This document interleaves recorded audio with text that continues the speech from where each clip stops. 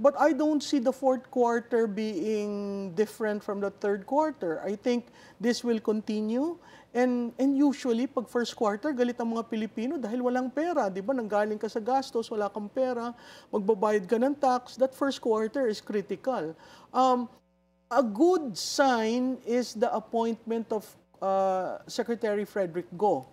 But the first move, which was to cancel all LOA, was applauded by the business sector. So, but I don't know if he has the patience to deal with the issues of the economy. Very problematic in the series of factors that you mentioned was capital formation. We're negative. Why are we negative in capital formation? For the simple reason that there is no pump-priming of the economy. There are no infra projects.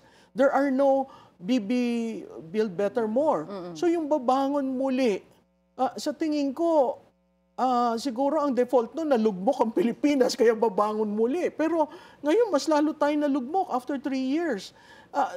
Yung ating GDP, we're like 4%, which is like not planned because originally this was below the projections. 5%, di ba? 5.5.